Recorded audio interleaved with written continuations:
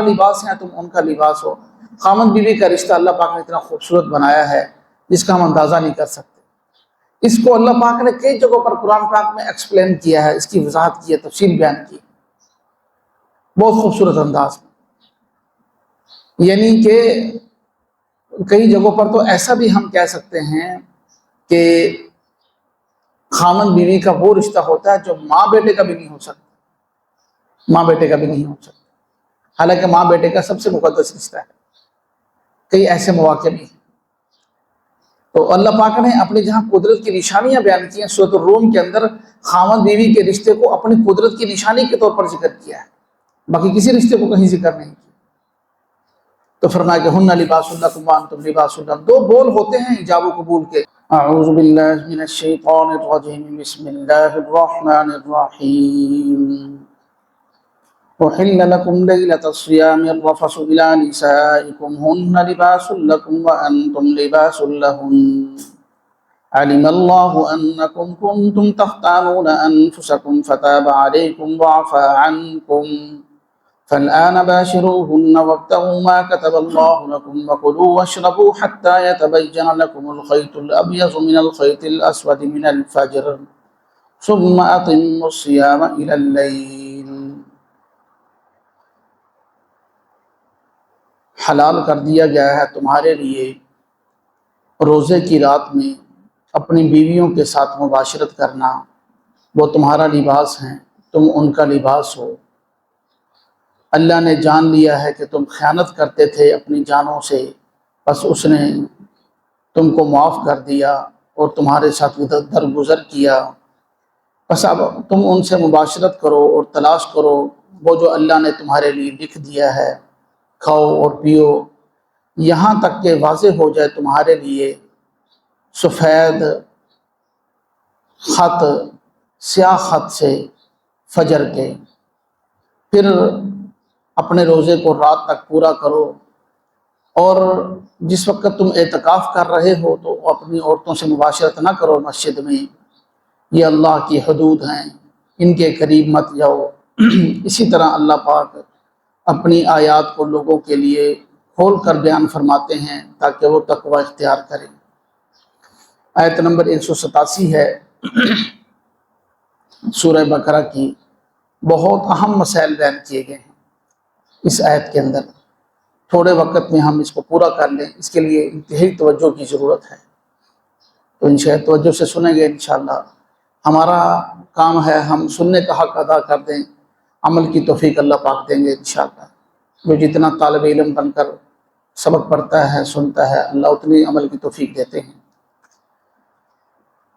چنانچہ فرمایا احل لکم لیلۃ الصیام الرفث الی نسائکم، بیویوں سے ملنا تمہارے لیے حلال کر دیا گیا ہے۔ اسی لفظ سے معلوم ہو رہا ہے کہ پہلے حرام تھا، اس لفظ سے یہ معلوم ہو رہا ہے کہ پہلے حرام تھا۔ یہ جو روزے کا حکم اللہ پاک نے بھیجا نا، اس میں 2-3 قسم کی تبدیلیاں ہوئی ہیں، پھر جا کر اخیر میں یہ روزے کا حکم ٹھہرا ہے جو اس وقت ہے، پچھلے سارے حکم منسوخ ہو گئے۔ اسی طرح شراب کی حرمت میں 3-4 جو ہے نا تبدیلیاں کی اللہ پاک نے، پہلے تھوڑی سی سختی کی، پھر تھوڑی سی سختی کی، پھر اخیر میں جا کر بالکل حرام کر دیا۔ اسی طرح نماز کے حکم میں بھی ایسا ایسا اخیر میں جا کر 5 نمازیں فرض کر دی گئی اور ہر حال میں پڑھنی ہیں، یہ حکم لاگو کر دیا گیا پکا۔ یہ میں نے 2-3 مثالیں عرض کی۔ اسی طرح روزے کے حکم میں بھی یہ ایک تیسری تبدیلی ہے جو آخری یہاں پر جو فرمایا گیا احل لکم، کہ روزے کی راتوں کے اندر تم اپنی بیویوں کے پاس جا سکتے ہو، بیویوں کے پاس جانا تمہارے لیے حلال ہے۔ اس سے یہ معلوم ہوا کہ پہلے حرام تھا۔ برا ابن عازب رضی اللہ تعالیٰ عنہ کی حدیث ہے بخاری اور مسلم کے اندر کہ شروع میں جب روزوں کی فرضیت ہوئی تو اس وقت حکم یہ تھا کہ جب تم افطاری کر لو، افطاری کے بعد جب تک تم جاگتے ہو، جب تم رات کو سو گئے اس کے بعد جو ہے نا سب کچھ اگلا روزہ شروع ہو جاتا تھا بس۔ پھر اس کے بعد اٹھ کے نہ تم پانی پی سکتے ہو، نہ صبح سحری کھا سکتے ہو، نہ بیوی کے پاس جا، بس روزہ اگلا شروع ہے۔ پھر اگلے دن جب افطاری کا ٹائم ہوگا اس وقت جا کر کھانے پینے کا موقع ملے گا، اور پھر جب تک جاگ رہے ہو اس وقت تک۔ تو یہ بڑی مشقت والا کام تھا، اور صحابہ مزدوری کرنے والے سارا دن، اور گرمی کی شدت، عرب کی گرمی، ایک صحابی ہیں قیس بن سرما رضی اللہ تعالیٰ عنہ، انصاری ہیں. یہ ایک مرتبہ مزدوری کر کے آئے، رات کو دیر سے پہنچے، افطاری تو کہیں کر لی تھی، تو اہلیہ سے کہا کہ کچھ کھانے کے لیے لے آؤ. وہ کہنے لگی کھانے کے لیے تو کچھ نہیں ہے لیکن میں بندوبست کرتی ہوں. وہ گئی تو تھکے ہوئے تھے، مزدوری کی وجہ سے نیند آ گئی، سو گئے. تو آنکھ کھلی تو کھانا پینا حرام ہو چکا تھا. اگلا دن ظہر کا ٹائم ہوا تو ضعف اور کمزوری اتنی ہو گئی کہ بے ہوش ہو گئے. اور اسی طرح اور چند صحابہ کے واقعات ہیں جو رات کو سونے کے بعد بیویوں کے پاس چلے گئے جبکہ حرام تھا. روزے کی تعریف ہی ہے کھانے پینے اور بیوی کے پاس جانے سے رکنے کا نام روزہ ہے.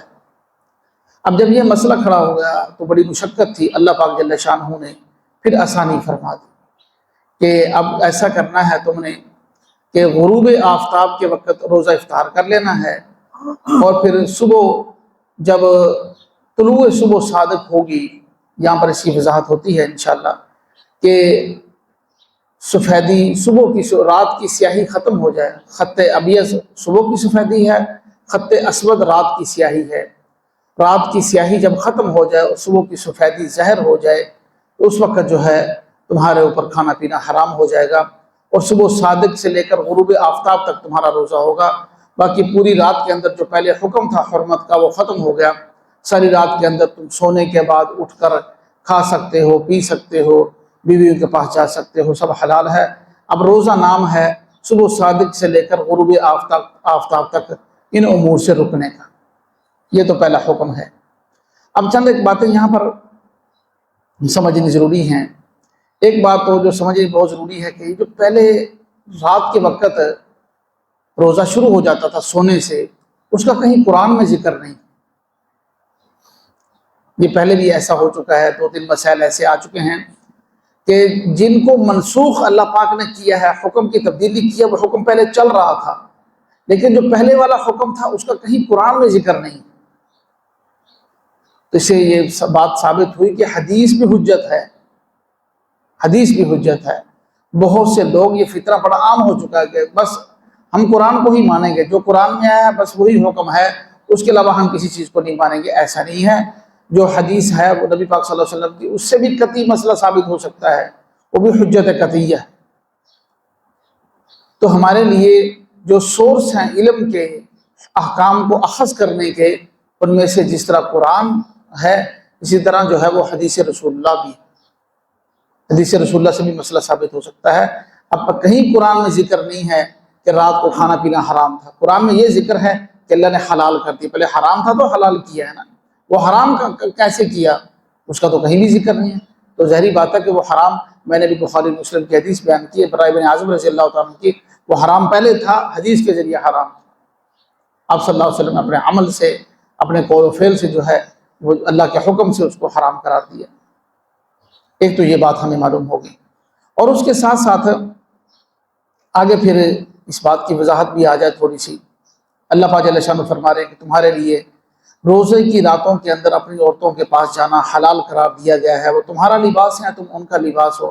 خامد بیوی کا رشتہ اللہ پاک نے اتنا خوبصورت بنایا ہے جس کا ہم اندازہ نہیں کر سکتے. اس کو اللہ پاک نے کئی جگہوں پر قرآن پاک میں ایکسپلین کیا ہے، اس کی وضاحت کی ہے، تفصیل بیان کی ہے بہت خوبصورت انداز میں. یعنی کہ کئی جگہوں پر تو ایسا بھی ہم کہہ سکتے ہیں کہ خامن بیوی کا وہ رشتہ ہوتا ہے جو ماں بیٹے کا بھی نہیں ہو سکتا.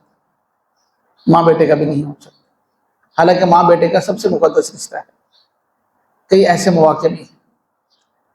تو اللہ پاک نے اپنی جہاں قدرت کی نشانیاں بیان کی ہیں، سورۃ الروم کے اندر خامن بیوی کے رشتے کو اپنی قدرت کی نشانی کے طور پر ذکر کیا ہے، باقی کسی رشتے کو کہیں ذکر نہیں کیا.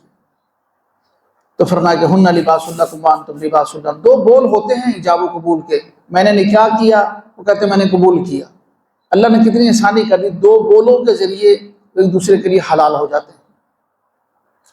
اور علیم اللہ انکم کنتم تختانون انفسکم. اللہ پاک فرما رہے ہیں کہ ہمیں معلوم تھا کہ تم پہلے خیانت کرتے تھے، کہ تم سے خیانت ہو گئی، تم سے غلطیاں ہو گئیں، کہ کوئی کسی نے رات کو کچھ کھا لیا پی لیا، کوئی نہ کھا سکا تو پریشان ہوا، جیسے میں نے ابھی قیس رضی اللہ عنہ کا واقعہ عرض کیا. تو اللہ پاک فرما رہے ہیں فتاب علیکم، اللہ نے تم کو معاف کر دیا۔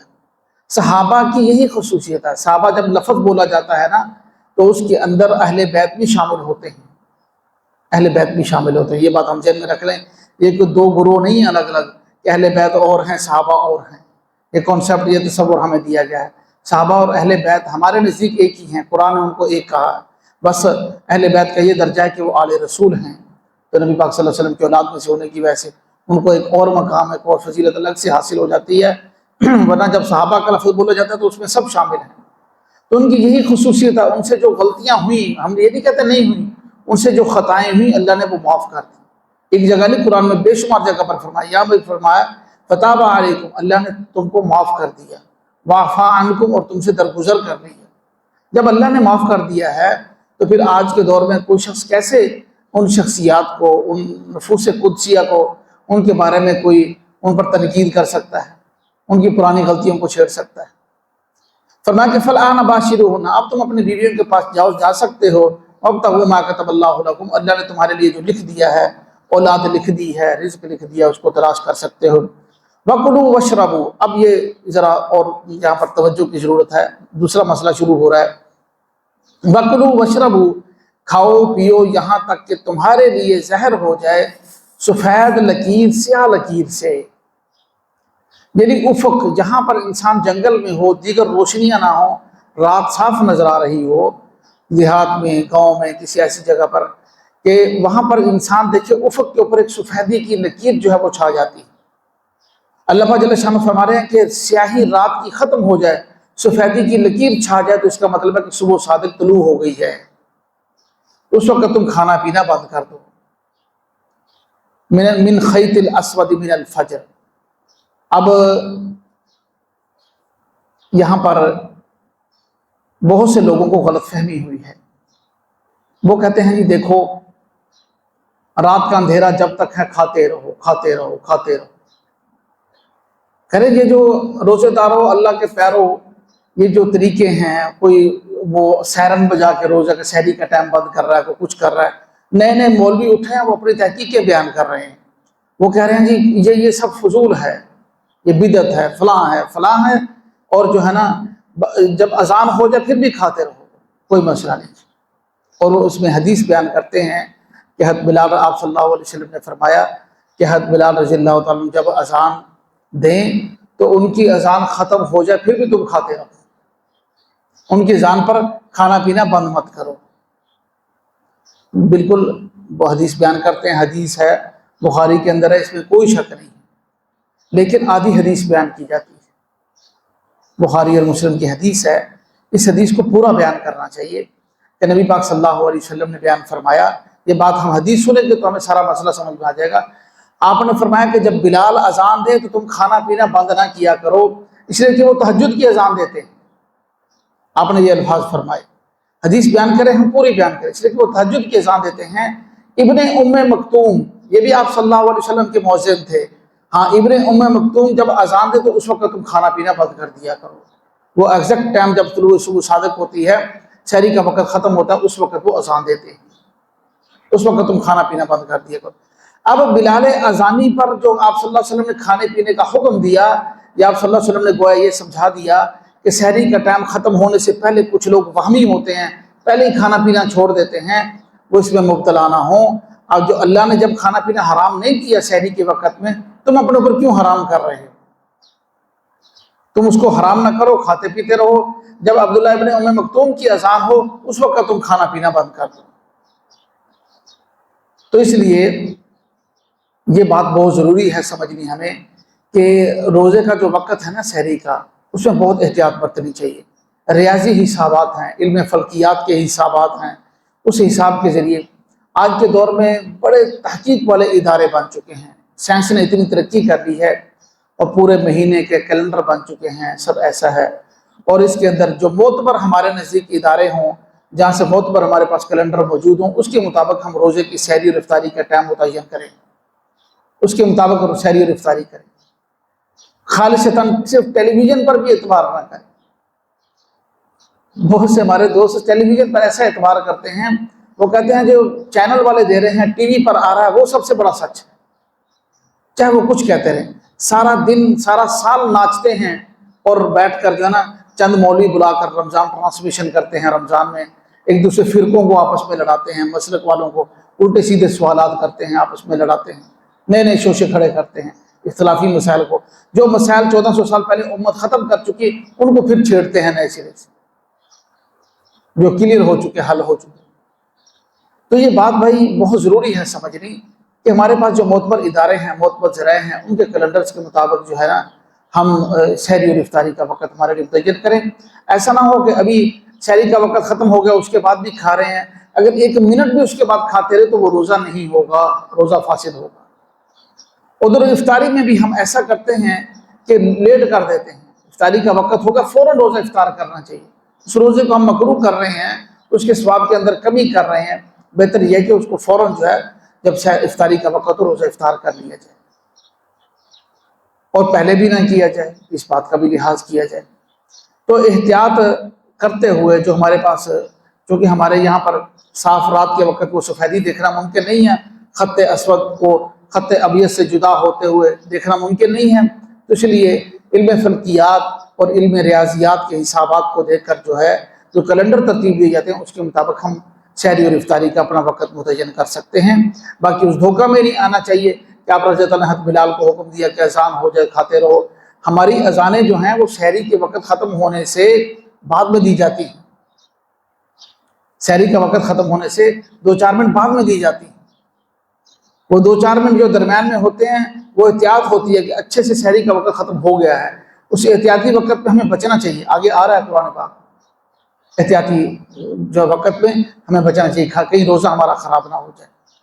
پھر آپ صلی اللہ علیہ وسلم اللہ پاک جل شانہ نے اگلا حکم بیان فرمایا، وَلَا تُبَاشِرُوهُنَّ وَأَنْتُمْ عَاكِفُونَ، یہ ایک ہی آیت چل رہی ہے، ایک ہی آیت کے مسائل ہیں، وَلَا تُبَاشِرُوهُنَّ وَأَنْتُمْ عَاكِفُونَ۔ دیکھیں رات کے وقت افطاری سے لے کر صبح سحری تک ہر بندہ کھا بھی سکتا ہے، پی بھی سکتا ہے، اور جو ہے اپنی بیویوں کے پاس بھی جا سکتا ہے، لیکن اعتکاف والے کو اس کی اجازت نہیں ہے۔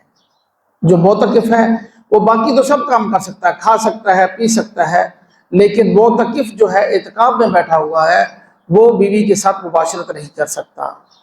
قرآن کا حکم ہے، واضح ہے، اس میں شرم کی کون سی بات ہے؟ اس مسئلے کو واضح جب قرآن نے بیان کیا تو ہم وہی بیان کر رہے ہیں نا، کچھ نئی چیز تو نہیں بیان کر رہے۔ تو معتکف جو ہے نا بیوی کے پاس نہیں جا سکتا، اور یہاں پر فرمایا انتم عاکفون فی المساجد، اس کے اندر بھی اعتکاف کے بہت سے مسائل آ گئے کہ اعتکاف جو ہے وہ مسجد کے اندر ہوگا، مردوں کو چاہیے کہ مسجد کے اندر اعتکاف کریں، مسجد کے اندر ان کے لیے اعتکاف ہوگا۔ اب یہ جو مسجد میں اعتکاف ہوگا، اب مسجد کون سی ہے؟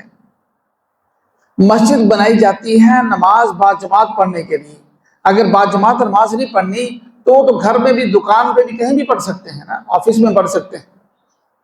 مسجد کا مقصد ہی باجماعت نماز ہوتی ہے، اس لیے علماء نے یہ لکھا ہے، مفسرین نے، کہ ہم یہ کوشش کریں کہ ایسی مسجد میں اعتکاف بیٹھیں جہاں باجماعت نماز ہوتی ہے، بڑی مسجد ہو، جامع مسجد ہو، وہاں پر جو ہے ہم اعتکاف بیٹھیں۔ اور فرمایا کہ تلک حدود اللہ، یہ اللہ کی حدود ہیں، اللہ نے جو ہے نا وہ حد بندیاں کر دی ہیں، فلا تقربوها، ان کے قریب بھی مت جاؤ، قریب بھی مت جاؤ۔ اب وہ حدود کیا ہیں؟ روزے کی حالت میں کوئی شخص بہت زیادہ کلی نہ کرے، غرارہ کرنے لگ جائے، پانی اندر جانے کا اندیشہ ہے، روزہ ٹوٹ جائے گا، یہ اللہ کی حدود ہیں کہ کھا پی نہیں سکتے۔ اسی طرح منہ میں کوئی چیز نہ رکھے، ذائقہ اندر چلا گیا روزہ ٹوٹ جائے گا۔ اسی طرح بیوی کے ساتھ بوس و کنار نہ کرے، ایسا کرے گا پھر بھی اللہ کی حدود ہیں، اگرچہ یہ جائز ہے لیکن روزہ ٹوٹنے کا اندیشہ ہے، آگے بڑھ جائے گا آگے اور پھر روزہ ٹوٹ جائے گا۔ تو اس لیے اللہ نے فرمایا کہ یہ میری حدود ہیں، میں نے حد بندیاں لگا دی ہیں، فلا تقربوها، ان کے قریب بھی مت جاؤ۔ کذالک یبین اللہ آیاتہ، اللہ اسی طرح اپنی آیات کو کھول کر بیان کرتے ہیں للناس، لوگوں کے لیے، لعلہم یتقون، تاکہ وہ پرہیزگار بن جائیں۔ اللہ کی حدود کو سامنے رکھتے ہوئے ان کی پابندی کرنا، جو انہوں نے شرائط لگا دی ہیں ان میں احتیاط کرنا۔ بہت سے لوگ کہتے ہیں احتیاط میں جتنی جلدی سحری بند کر دیتے ہیں، اور احتیاط میں جو ہے روزہ اتنی دیر سے کھولتے ہیں، کچھ لوگ بہت جلدی بھی کھول لیتے ہیں۔ تو ایسا نہیں، یہ احتیاط اللہ نے خود فرمایا، یہ حدود ہیں، ان کے قریب مت جاؤ، روزہ اپنا خراب نہ کر۔ اس لیے بہت ضروری ہے کہ جو احتیاطی پہلو ہیں ان کو سامنے رکھا جائے، سامنے رکھ کر اپنا کیلنڈر ترتیب دیں تاکہ ہماری سحری بھی خراب نہ ہو، افطاری بھی خراب نہ ہو، روزہ ہمارا ٹھیک صحیح طریقے سے پورا ہو جائے۔ اللہ پاک ہم سب کو سمجھنا عمل کرنے کی توفیق نصیب فرمائے۔